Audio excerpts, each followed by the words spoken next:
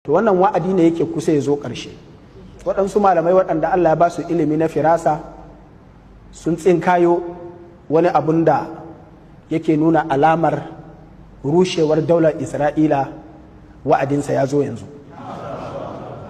Wani shahararren malami wanda ya rasu lokacin muna jami'a a Madina, Sheikh Ahmad Yasin, wanda lokacin rasuwarsa shine mafi shaharan malami mai da'awa kuma dattijo a ƙasar Falasɗin.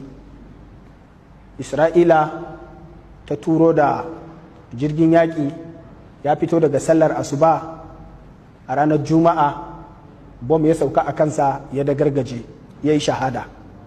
A masallacin manzon Allah sallallahu alaihi wasallam da almasjidul haram aka yi masa salatul ga'ib. Ina cikin lokacin da muka yi masa salatul ga'ib. Ɗaya daga cikin abin da ba zan manta ba, wanda yanzu ga dan wani gajeren video clip da aka ɗauka na daga gidan talabijin na Al Jazeera da ta yi hira da shi a 1999, ake tambayarsa dangane da daular Isra'ila. Ya ce daular Isra'ila za ta rushe, kuma duk abin da take yi cika wa'adi ne na Allah da Allah ya bata wanda za ta yi, kuma in ka ga barnanta bai gama cika duniya gaba ɗaya ba to bata gama ba. Ce duk abin da take yanzu wasa ne, barnan zai ƙara yawa. A lokacin 1999 kenan ya ce saboda Allah ya riga rubuta la tufsidunna fil ardi marratayn wa la ta'alunna uluwan kabira, zai zama duk duniya ko ake ji, za ku mamaye economy duniya, za ku mamaye security na duniya, za ku zama abun tsoro a duniya, shine ma'anar wala ta'alunna uluwan kabira, za ku samu ɗaukaka da kowace ƙasa ke nema za a baku. Ya ce to tsari ne na Ubangiji a sunnarsa kauniya, sai ka kai ƙarshe kafin yake rusho ka. Ya ce wannan ya yi kama da faɗin Allah ta'ala, Allahu ladhi khalaqakum min da'af thumma ja'ala min ba'di da'afin quwwa thumma ja'ala min ba'di quwwatin da'afan wa shayba.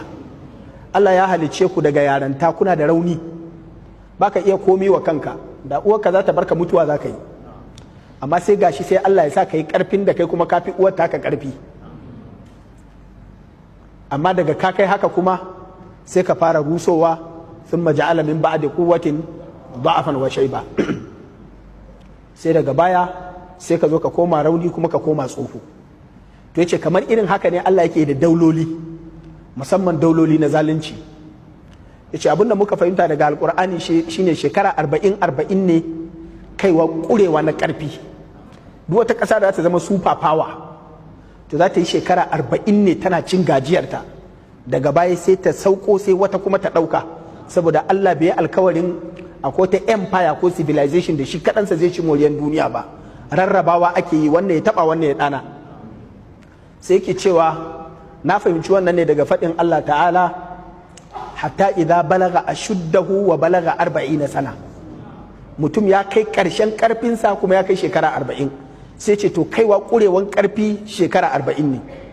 Ya ce to daga 1947 da aka kafa daular Isra'ila bayan yakin duniya na biyu, ya ce ta yi shekara 40 ɗinta tana rarrafawa tana tashi ne, sai an taimake ta, sai an kama ta aid daga waje daga wane ne, ana ta yi ana rarrafenta daga nan zuwa 1987. kaga shekara nawa kenan? 40. Sai ce to yanzu da yake magana ce yanzu shekara 12 kenan. Ya ce kaga Isra'ila ta fara barna, ta fara yaƙe-yaƙe, ta fara musgunawa Palestina, ta fara invading ƙasashe, ta fara occupying filayensu. Ya ce to za ta ci gaba da girma kuma barnan zai yi yawa. Ya ce sai ta kai shekara 40 masu zuwa, ya ce zuwa 2027. Ba shine an ƙara shekara 40 ba? Ya ce to daga nan kuma za ta rushe. Ya ce kuma ka jira da yardar Allah za ka gani. Yanzu gashi muna kusa da 2027, gashi kaga an fara, in Allah yadda sai an gama. Wassalamu alaikum wa rahmatullahi.